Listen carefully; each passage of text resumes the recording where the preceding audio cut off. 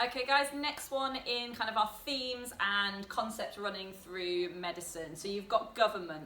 Really, really important that you know that the role that the government had on medicine and public health right the way from the beginning, medieval medicine, all the way through to the modern period. So medieval medicine, 1250 to 1500, 13th, 14th and 15th centuries.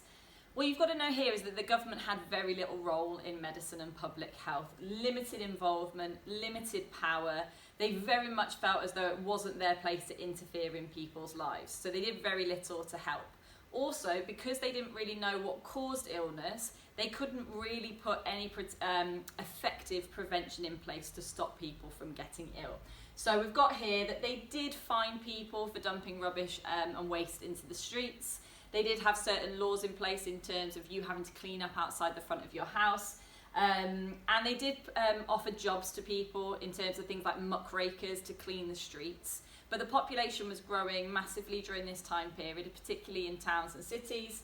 And so it was really hard for them to kind of keep on top of public health and keeping the streets clean. During the Black Death, they did get people to stay inside their houses. They put red crosses on the doors. But other than that, really limited involvement during this time period.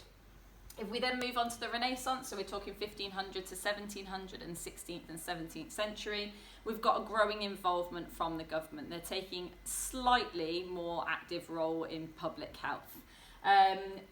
During the Great Plague, so that's your case study of the second time period, they did make people quarantine, and they also went a step further and they banned public gatherings, so you couldn't go to the theatre, for instance, where you would gather with lots of people. So they were just kind of stepping up a little bit more, putting in some more strict laws in place to try and stop diseases from spreading. But again, still very limited in terms of their involvement. If we then come down to the industrial period, Laissez, Faire, okay, that term, you need to know that. That's really the attitude that the government had at the start of this time period.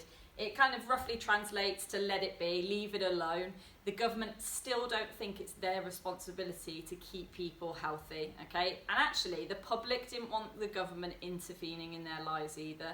So both kind of had the attitude that it wasn't the government's role. That does massively change though during this time period. So by the end of the 19th century, you've got the government really getting involved in terms of public health. In terms of what's at the start, you've got them funding research. So when Edward Jenner discovered his smallpox vaccination, the government gave him £30,000 to be able to set up a research clinic where he would be able to develop the vaccination and roll it out to more people. They also made vaccinations compulsory, particularly smallpox during this period. So 1851, they made the smallpox vaccination compulsory for all people to get.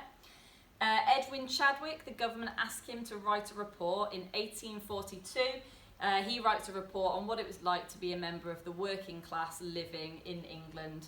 And he kind of said that actually it wasn't that people were lazy, that wasn't why they weren't going to work. It was mostly because they were too sick to go to work, their conditions at home were too poor.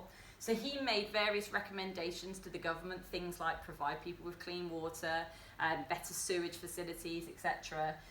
Set up local boards of health to monitor people's health in an area. But actually the government didn't really do anything with it to begin with. In 1848, so a few years after this report, they did pass the first Public Health Act.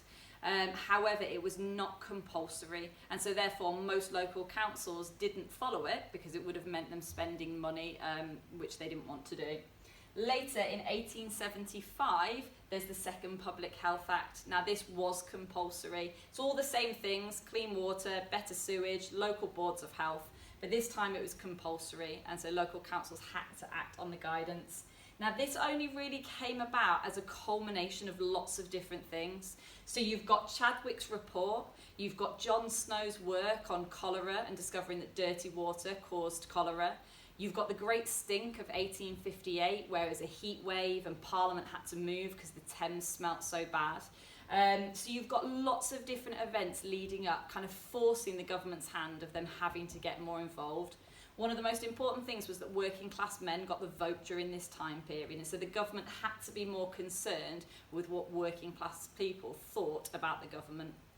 If we then go on to our final period, the modern period, 1900 to the present day, 20th and 21st century, You've got full involvement from the government. Guys, for this time period, you lived during this time period, so use your own experience to help you answer questions. You know about the NHS, set up in 1948, offering free healthcare to all, okay? So it didn't matter if you were rich or poor, finally everyone can access healthcare. Also, lifestyle campaigns. The government realised that lifestyle choices could make people sick. So things like smoking, drinking alcohol, using tanning beds, etc. And so they have different campaigns to try to educate people on keeping themselves healthy. You've also got legislation and laws, so different laws being passed by the government to try and keep people healthy. So things like the sugar tax was introduced recently in 2017. To try and kind of combat things like childhood obesity, etc.